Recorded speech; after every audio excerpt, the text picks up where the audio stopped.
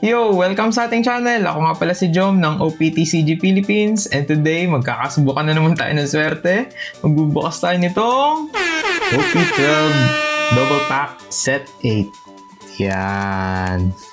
So, itong double packs na to, kaya ako sinabing subukan ng swerte kasi may laman siyang dalawang OP12, English to, English, and eto, may isang pack ng Don. So, ito yung special na version na may kasama siyang special Don. So, ang Don natin dito is si Luffy nung nag-training siya under ni Rayleigh. Sana makuha natin both designs. So, ibig sabihin, eto, may dalawa tayong bubuksan. Yan. So, sana makuha natin both designs. So, ang cover natin si Zoro, then sa gilid si Rocinante, then si Law. Okay, teka, paano ba ito? Naka-tape lang eh.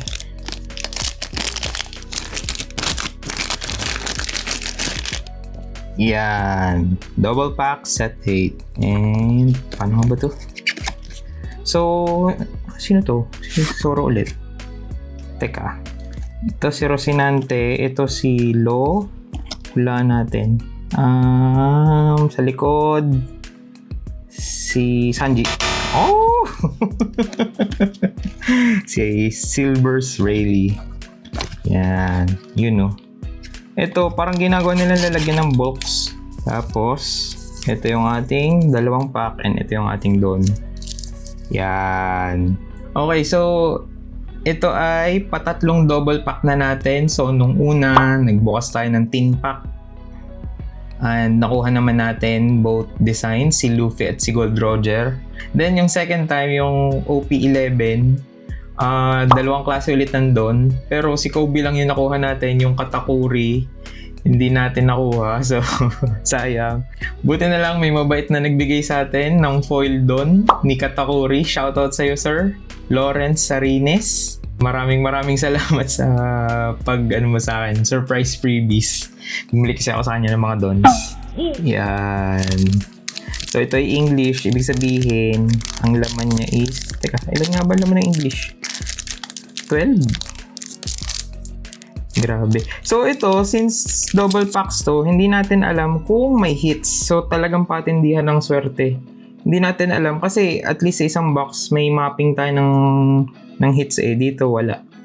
Okay, so we have Shanks. Oh, sasabihin ko sana si Kuma, Pacifista, Baratie, si Karasu, to, Haki, si Duval, basta mahabang pangalan, si Koshiro, grabe dami. Si Oden, ang ganda ng art oh. Si Oden. Si Hattori Kiyoka. Then, leader card. Si Sanji.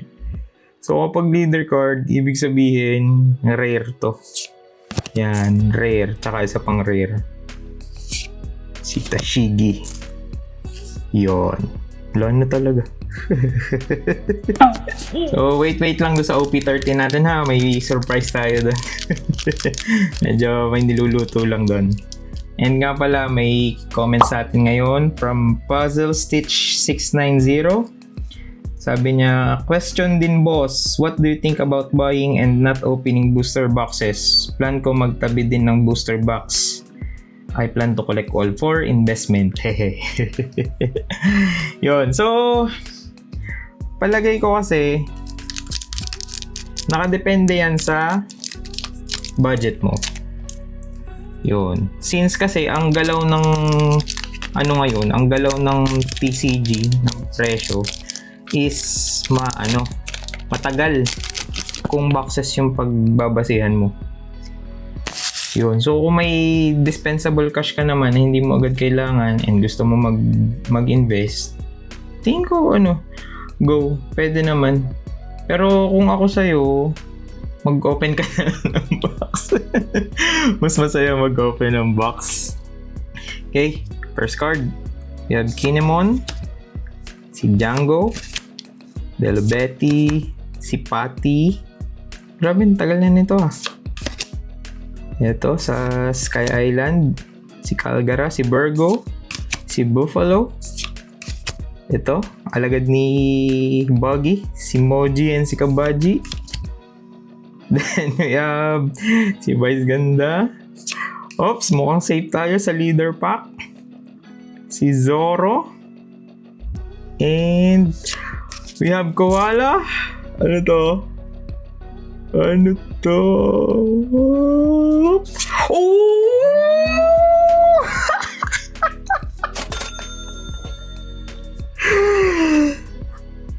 Nice!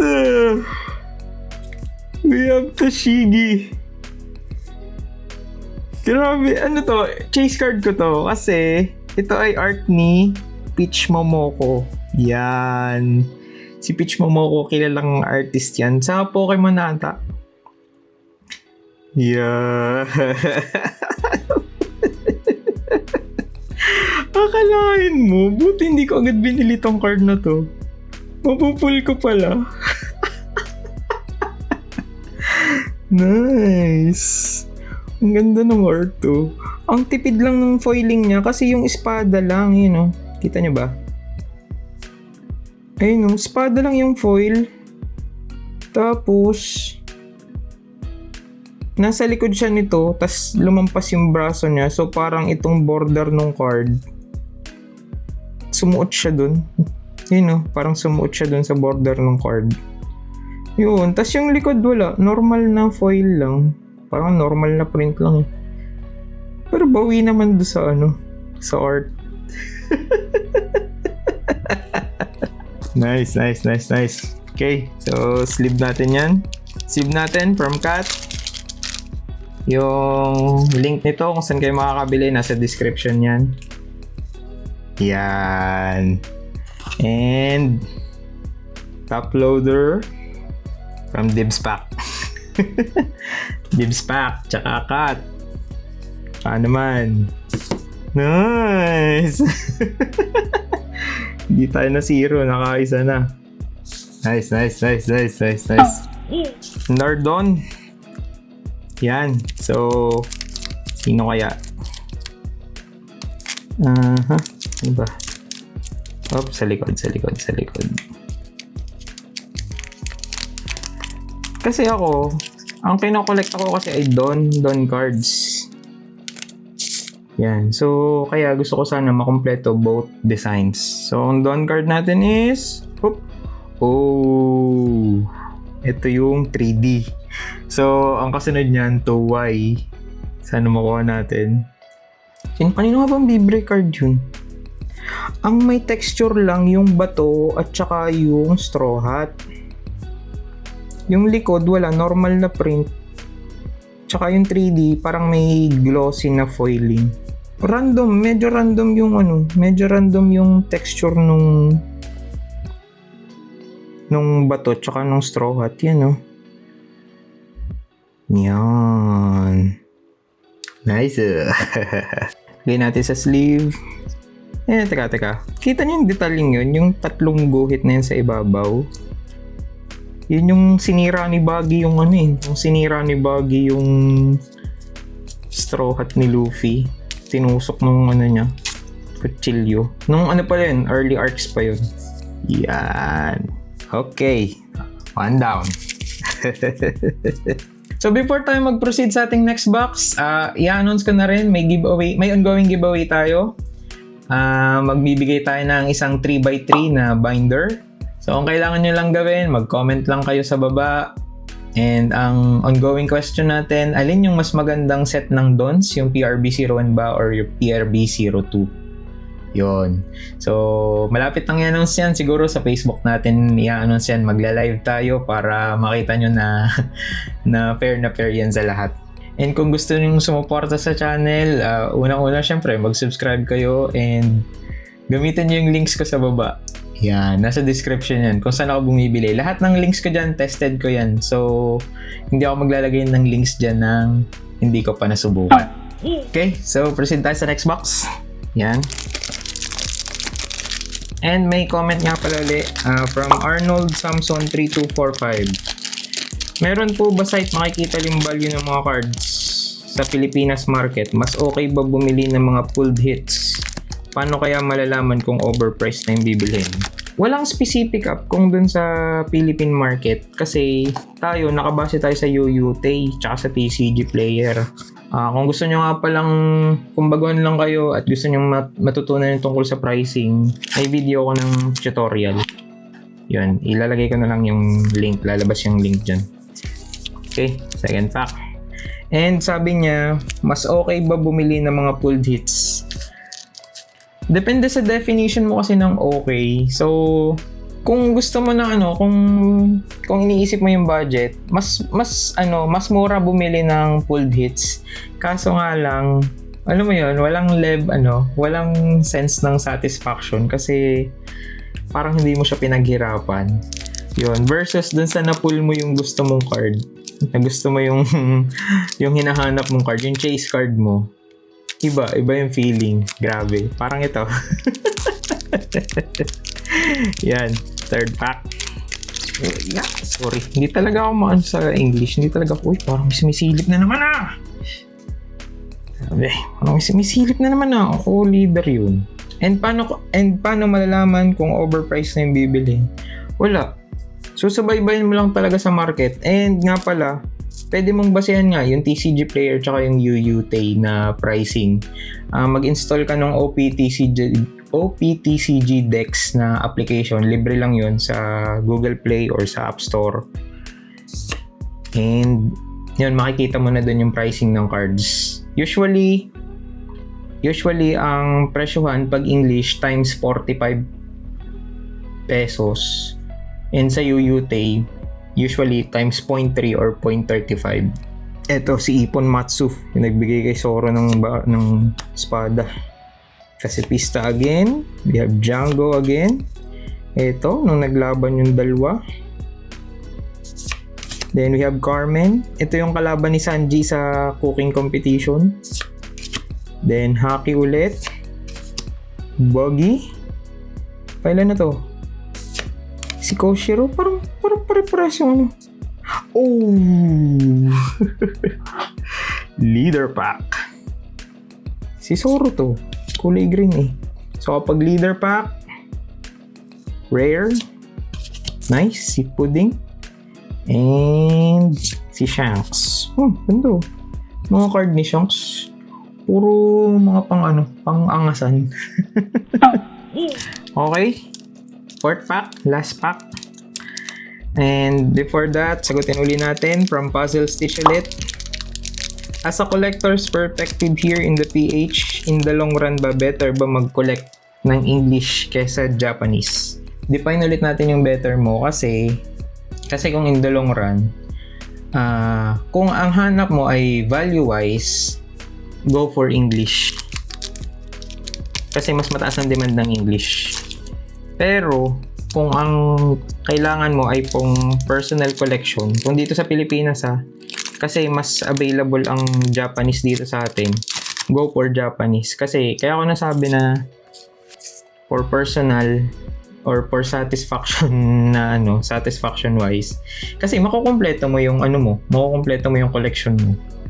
Yun. Kung value wise, go for English. Pero kung ang habol mo is for personal collection, para sa akin go for Japanese. Yan. Then we have Barati, Sentomaru. Ito si Miss All Sunday nung sa Baroque Works pa siya. Si Albida. Uy, grabe yung sa live action nito. Nagpapayat talaga. Then we have Poker. Si Full Body. Ito kalaban din to ni Sanji nung sa Barati. Then we have Rashomon. Zoro, si Wiper, okay, si Black Cage Hina. Save tayo sa leader pack. And we have Group Burst. Uy, ang ganda ng nito. Nung may manga event nito. Then, our last card is wala. Rare lang. Rare na Sanji. Saan to? Makasalamin. Sa alabas na. Yan. Okay lang, nakaisa tayo. This is it. Ang ating Dawn card. Try natin gupitin, pampaswerte. Kaya para sure. Yan. Ay, talikod. And our Dawn card is... Sana yung tuway. And our Dawn card is... Oh!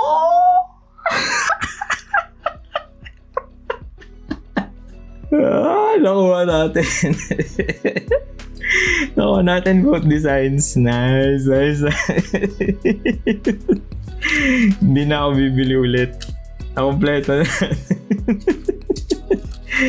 Yan. So, ito, diretso ka sa personal collection.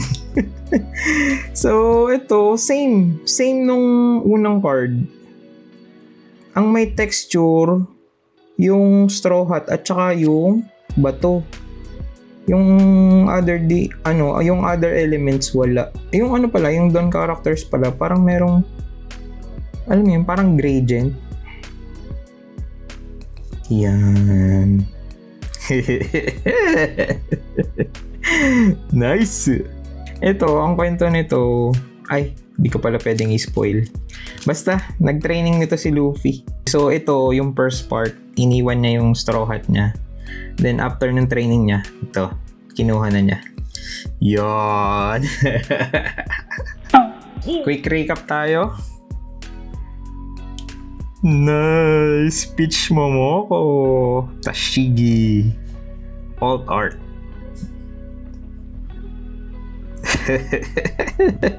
Kaya ako natutuwa kasi chase card ko nga yan. Yan. And eto, dalawang Dawn designs. Nice!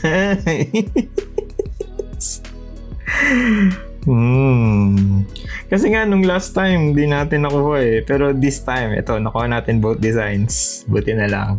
Yung box ko nga pala galing sa Maxsoft. Thank you Maxsoft. Hindi to sponsored, binili ko to. Pero malay mo, baka naman Maxsoft. Yung link meron dyan sa baba kung saan kayo makakapili. Yun. So maraming salamat ulit kung umabot kayo sa part na ito. Thank you so much po sa lahat ng sumusuporta at nanonood. And hindi ito yung first time na nagbukas tayo ng OP12. Nakapagbukas na tayo ng Japanese box. Panoorin nyo na lang. May lalabas dyan sa kaliwa. Sa kaliwang side nyo dyan. Yan. So click nyo na lang yan. And again, maraming salamat. Abangan nyo yung OP13 na opening natin. May surprise tayo doon. Ewan ko, baka naman may idea na yung iba. Kung may idea kayo, comment down below. Yun. So, maraming salamat and see you next week.